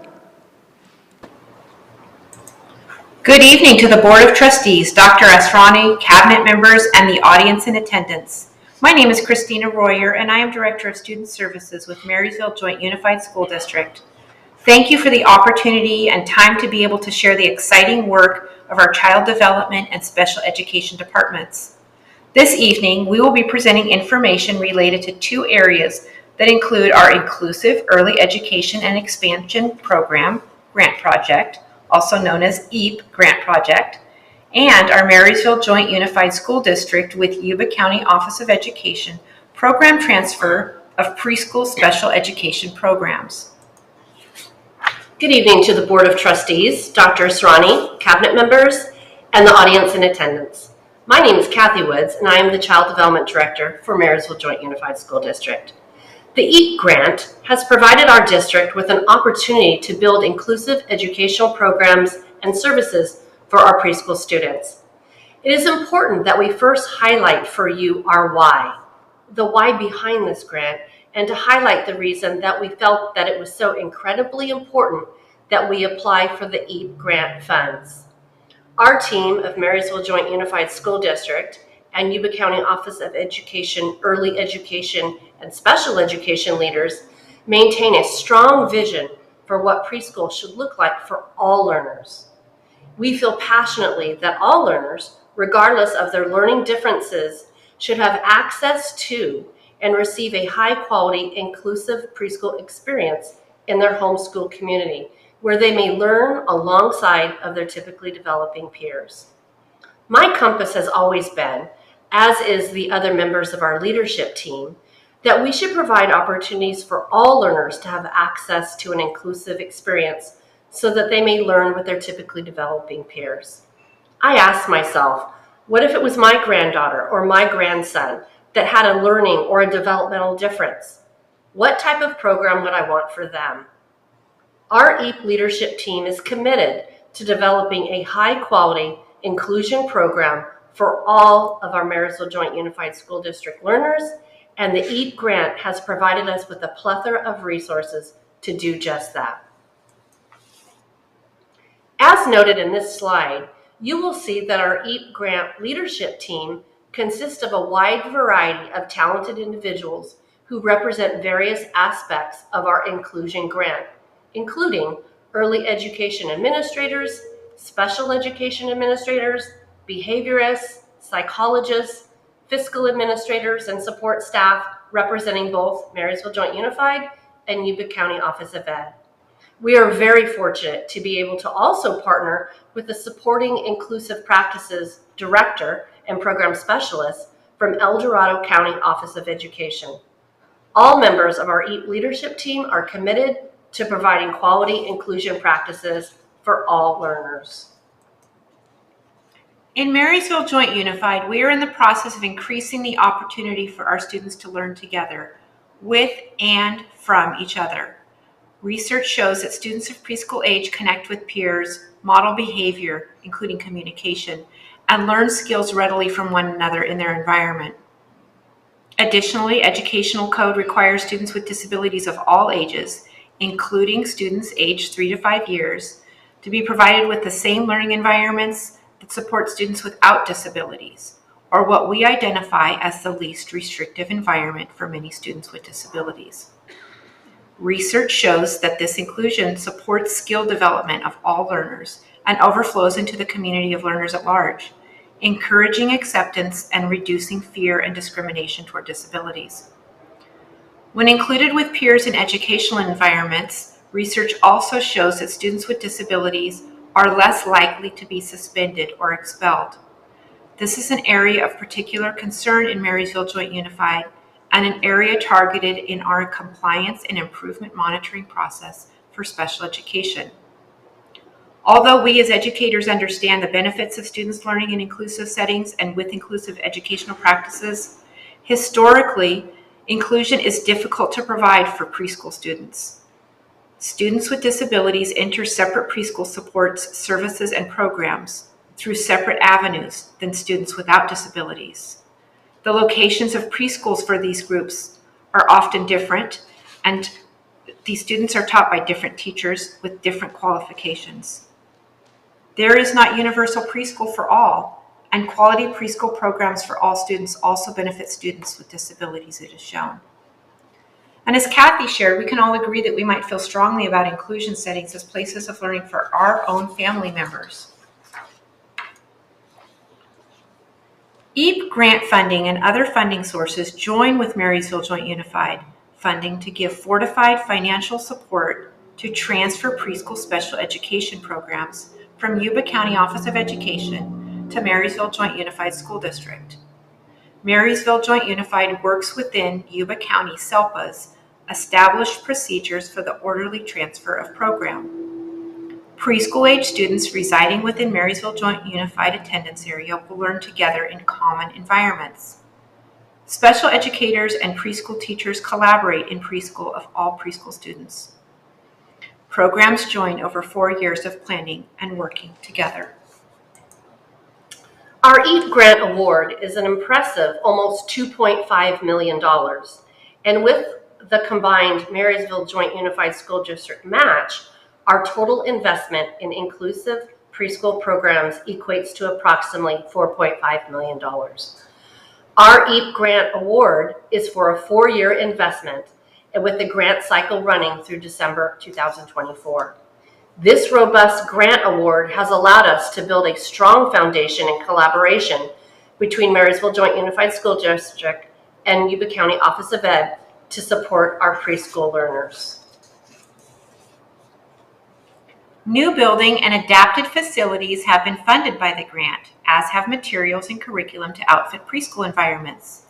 Already, grant funds have been directed to hiring staff supporting students and staff in Marysville Joint Unified and Yuba County Office of Education preschools.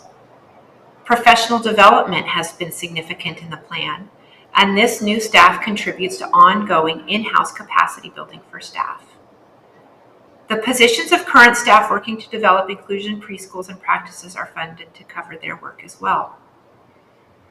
Strength of the model project. Our project has received statewide acknowledgement, supporting inclusive practices grant funding, resources, and staff, special education early intervention preschool grant. Beginning together, West Ed with CDE. All of these have promoted widespread support and provided the ability for the braiding of resources, both financial and agency support. The EAP grant covers development of inclusion preschool settings at Ella, Linda, and Olivehurst elementary schools.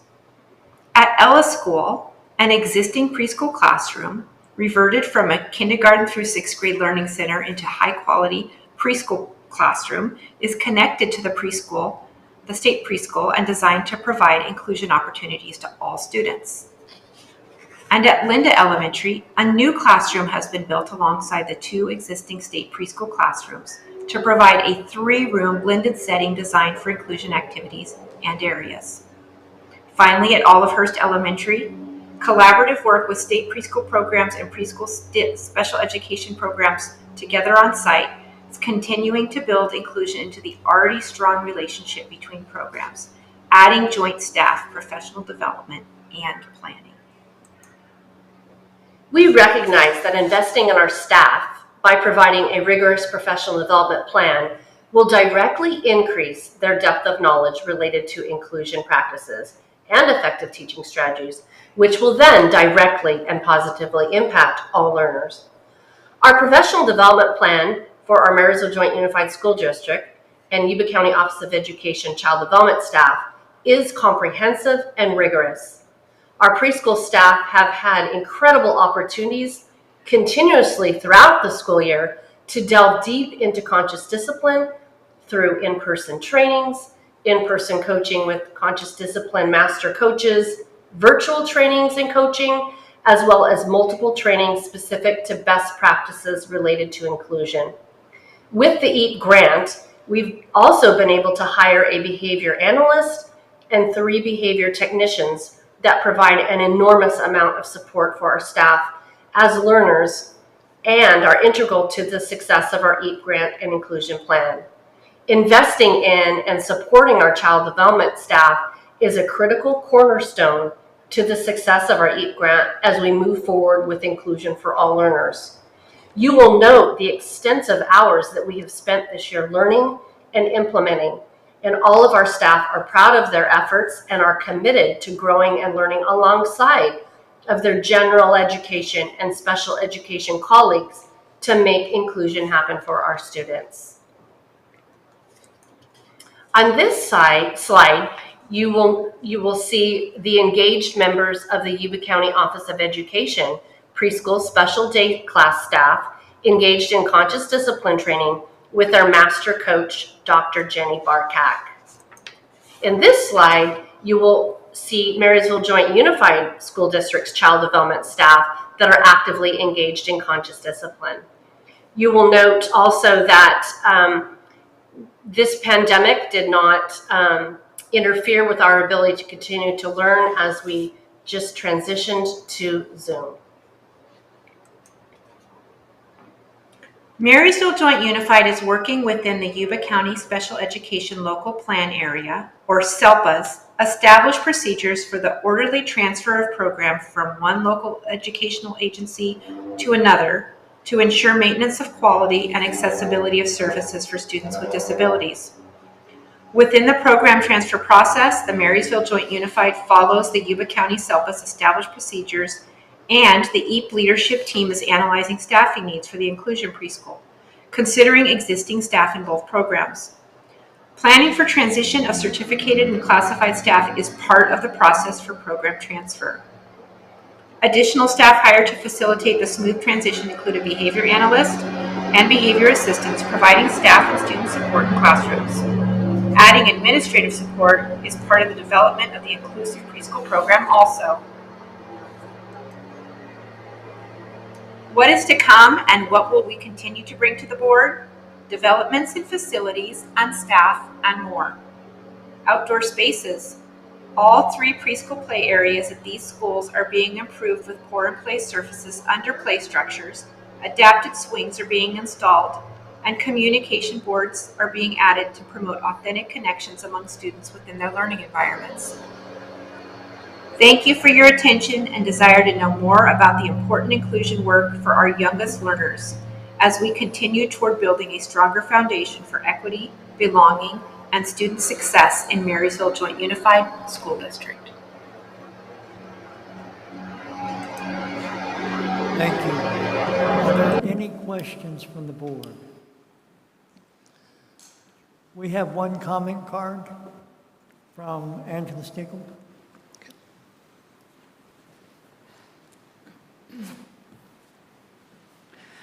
Good evening again. On behalf of MUTA, I do have a comment this evening. Even though this plan, this takeover, must be negotiated with MUTA, it was purely a fluke or coincidence that MUTA even found out about this planned program takeover approximately just 3 weeks ago. We were actually at a CTA dinner in Yuba City, and we're very shocked when we were informed during kind of a round-robin share-out when the Yuba County Office of Ed said we were going to be taking over this program. Since mentioning this to the district's lead negotiators, there has been exactly one informational meeting with MUTA, not bargaining, one informational meeting, one in which there weren't a lot of answers or a solid plan about this takeover, despite the fact they had an amazing team there from the district. This plan feels very rushed at this point, especially due to the lack of solid answers and a solid plan. even though we're told this grant has been in the works for quite some time. We've been told $1 million of the grant has already been spent and would have to be paid back if we don't hurry up and follow through with this plan right now. But we will actually be compounding this problem to the tune of possibly or probably millions of more dollars, numerous more PERB violations, since this takeover has not been negotiated at all, and a great deal of undue, unavoidable angst and frustration and confusion, especially when you do not have the teachers for the program. And as it stands, you have zero agreement with MUTA to use a service or agency to fill these positions with non-union individuals. And by the way, that was one of the questions that there was no answer for. We don't even know if such service or agency exists. SPED is supposed to be a continuum of services. Without a plan in place before any program transfer, this will not happen. There will be no continuum. Although not optimal, I'm sure in your mind, not at all optimal, at the very least, this should be tabled until there is a plan, until the impacts and effects have been negotiated, and the superintendent and the board have toured these programs to know exactly what you are getting us into. Let's please learn from the lessons of our last program takeover, one which still is not operating in the ways in which it was promised and which it should, and is still currently violating agreements between MUTA and the district. Thank you. Thank you. Now we move to new business personnel. Subject. Oh. No, my apologies, Mr. Davis. The item before you this evening is twofold. It is a presentation on the inclusive grant that we have, and in addition, we're also asking that the board approve the transfer of special education programs serving preschool students with disabilities from the Yuba County Office of Education to the Marysville Joint Unified School District in the 23-24 school year.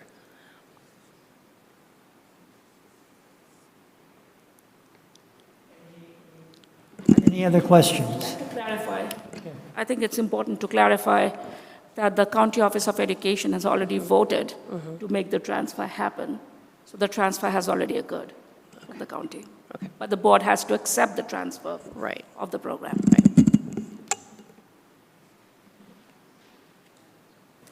Are there any other questions? Do I hear a motion? Motion to approve. Motion approved by Ms. Hasty. Is there a second? Second by Frank Crawford. All those in favor say aye. Aye. Opposed? Passes 7-0. All right, thank you for your time and consideration. Now we're at personnel at 21.1. Approve the resolution 2022-23/26 declaration of need for fully qualified educators. Staff.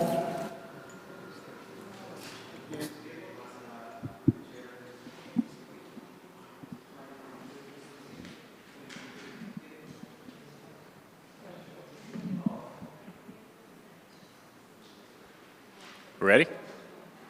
All right. So the declaration of need is something that it usually comes forward to the board, at least in the last 7 to 8 years. You would usually see this around July. What the declaration of need is basically saying that we believe we're going to start having issues in filling all of the certificated positions that we have. And in that resolution, this allows us to be able to form internships with the local universities and colleges to start to be able to employ people who are heading towards full credentialing. So again, usually this comes forward in July. If you look across the state and districts right now, you are seeing a massive shift in teachers. So at this point, we are putting forward the declaration of need to be able to start hopefully hiring interns as well. Thank you. Are there any questions for Dr. Greco? If not, do I hear a motion? Motion approved. Motion approved by Frank Crawford. Is there a second? Second by Gary Criddle. All those in favor say aye. Aye. Opposed? Passes 7-0. Now we're at 21.2. Approve the tentative agreement between MJUSD and MUTA. Is there any staff? Yep. So this is the tentative agreement that was reached with MUTA being brought forth for ratification by the board. This is for the 5% ongoing salary to all of the cells for the salary schedule for MUTA. And the last time we brought forward the language from the 2021 school year, this is the fiscal part of 21-22. We still have 4 articles open from the MUTA side and 3 from the MJUSD side to be bargained outside of this. Are there any questions from the board or anyone else? If not, do I hear a motion? Motion to approve. Motion approved by Ms. Hasty. Is there any second? Second. Second by Randy Rasmussen. All those in favor say aye. Aye. Opposed? Passes 7-0.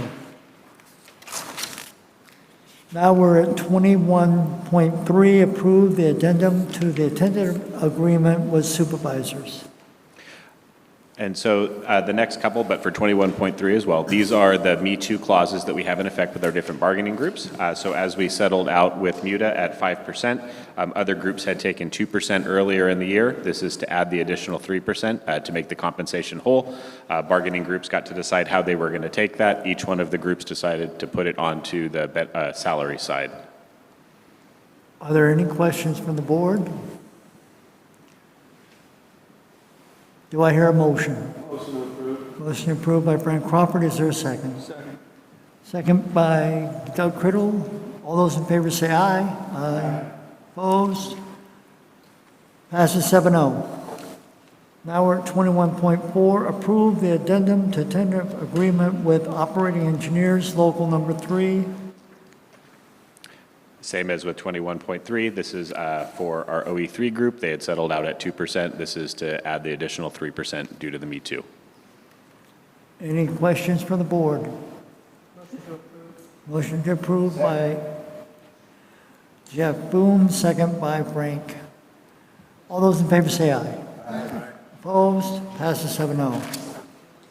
Now we're at 21.5, approve the addendum to a tentative agreement with the Association of Management and Confidential Employees. Much like being stuck in Groundhog's Day, this is similar to the last two. This is the same thing for the AMACE group. So it's again settled at 2%, bringing the other 3% on. Motion to approve. Are there any questions from the board? We have a motion by Frank Crawford. Is there a second? Second by Jeff Boone. All those in favor say aye. Aye. Opposed? Passes 7-0. Now we have a whole public hearing, 2022-23, initial bargaining proposal from OES to MJUSD. 23. So for OE3, this is the Sunshine proposal to begin bargaining. We started with a conceptual meeting on Monday, so the two teams did have a chance to sit down on Monday. We wanted to make sure the stage was set and opened up for Dr. Simon when he comes on. Had a great session, able to understand where both sides were looking to get. There's a lot of commonality in the language we're looking to achieve, and then the fiscal negotiations will obviously be what they will. Are there any questions from anyone? Motion approved. I'm sorry. We want to close the public hearing. Brent Crawford has a motion to close the public hearing. Do I hear a second? Second by Doug Criddle. All those in favor say aye. Aye. Opposed? 7-0. Passes. Now we have a public hearing for the 21-22 initial bargaining proposal from CSEA 326 to the MJUSD. And so for the board, you have two chapters of CSA, which is the California School Employees Association. 326 represents our paraeducators. You also have a 648 group you'll see coming forward for the preschool teachers. But for 326, this is their Sunshine proposal to begin bargaining. We have already met and had several sessions to work on job descriptions for paraeducators. This would be the beginning of the official bargaining cycle. Are there any questions from anyone? Do I hear a motion to close the public hearing? Motion to close. Motion to close. by Gary Criddle. Although, do I hear a second? Second. Ms. Hasty. All those in favor say aye. Opposed? Passes 7-0. Adjourned. You sure?